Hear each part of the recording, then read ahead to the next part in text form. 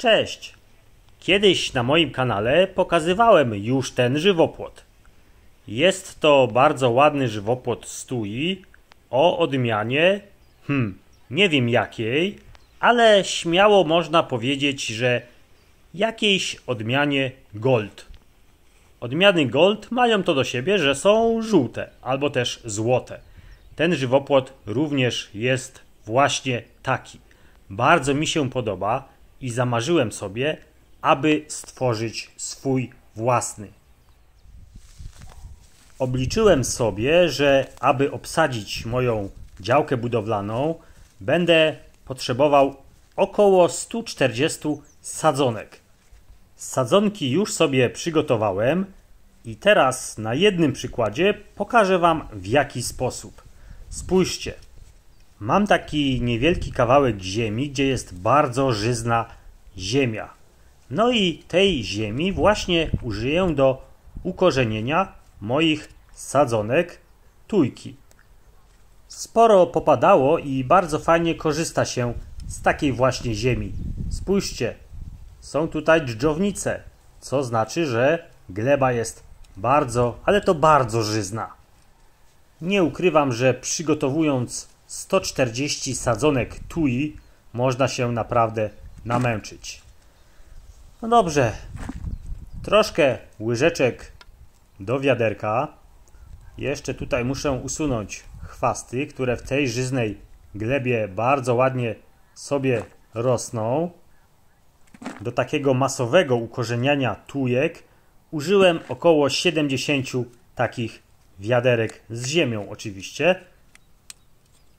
O, zobaczcie, tutaj jeszcze fajny chrząszcz, taki duży, co też świadczy o tym, że ziemia jest żyzna, skoro on sobie tutaj chce żyć. Ojejku, on naprawdę drapie. Muszę go zrzucić szybciutko, żeby nie był na mnie zły. Uciekaj. No dobrze, to jeszcze kilka łyżek i za chwilkę pokażę Wam jeszcze, z czym tą ziemię wymieszałem. Mam również na działce takie fajne, zbutwiałe drzewo. To jest jego kawałek i zobaczcie, on tutaj ma świetną taką już rozdrobnioną próchnicę, którą również dodałem sobie do tej ziemi do ukorzeniania. Taka ziemia z warstwą próchnicy bardzo fajnie przytrzyma wilgoć, sprzyjając ukorzenianiu.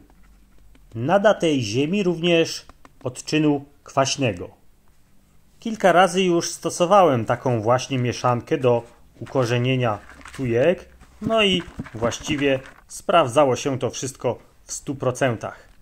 Tutaj mam jeszcze jedną kłodę, dodam zatem jeszcze trochę próchnicy.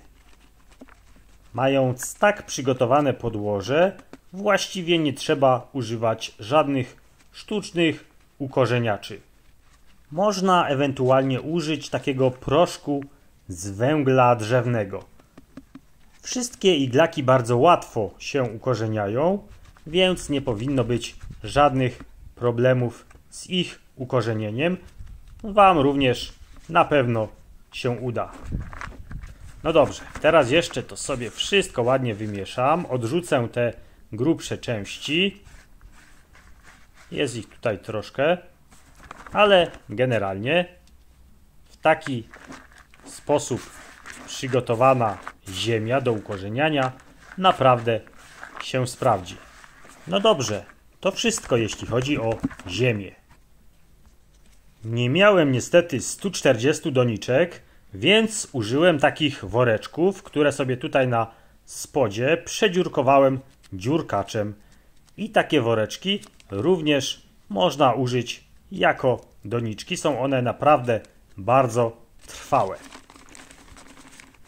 Do tych woreczków oczywiście wsypujemy ziemię, nie żałując jej, byle aż po same brzegi. Naprawdę, czym więcej ziemi, tym lepiej dla roślinek.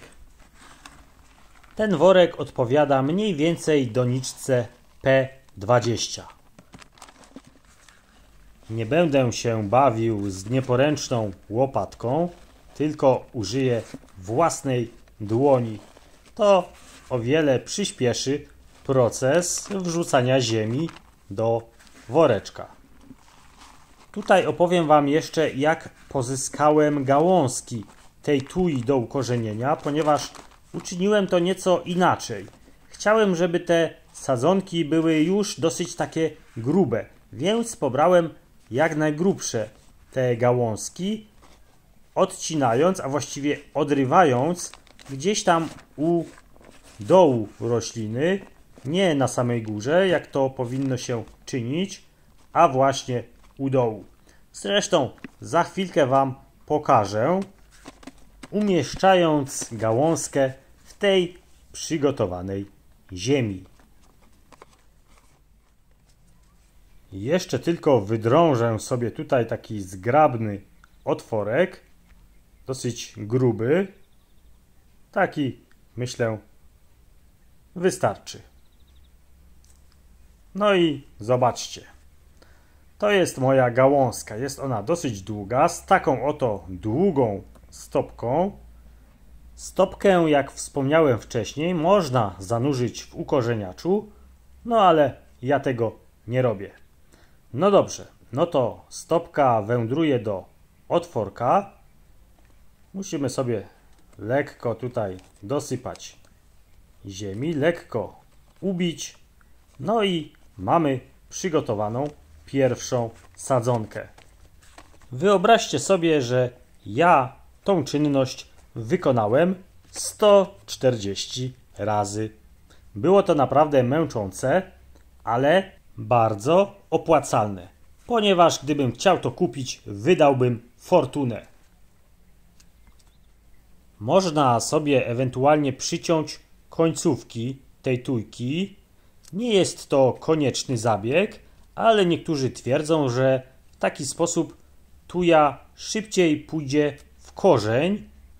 No i generalnie jest to prawda, ale ja na swoim przykładzie mogę potwierdzić, że niekoniecznie się to musi sprawdzić, ponieważ akurat tuje ukorzeniają się bardzo fajnie i bez tego zabiegu.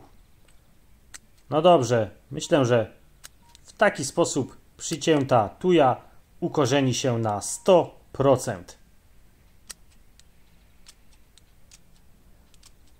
Te odcięte końcówki można sobie tutaj wrzucić na górę tego woreczka z ziemią. To zapobiegnie takiemu szybszemu odparowywaniu wody, którą zaraz użyję do podlewania właśnie tak przygotowanej sadzonki.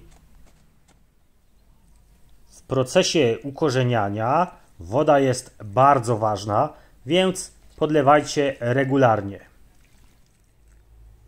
No i teraz pokazuję Wam wszystkie moje ukorzenione już tuje, które niedawno przeniosłem do szklarni, troszkę z obawą o kradzieże.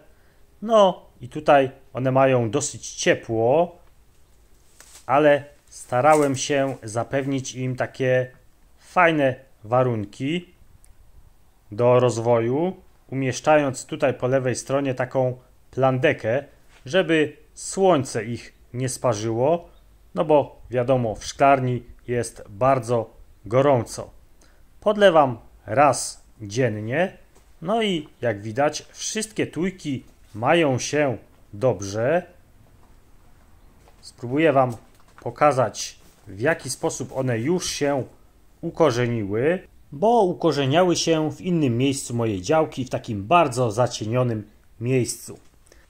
Przenosząc te sadzonki do szklarni, zauważyłem, że większość już ma korzenie tutaj na wierzchu. Zobaczcie, tak one wyglądają. Znaczy to, że tuje już są gotowe do posadzenia w docelowym miejscu. Ja je zostawię tutaj jeszcze w szklarni, no i pomyślę, kiedy je posadzić. Trzymajcie się. Cześć!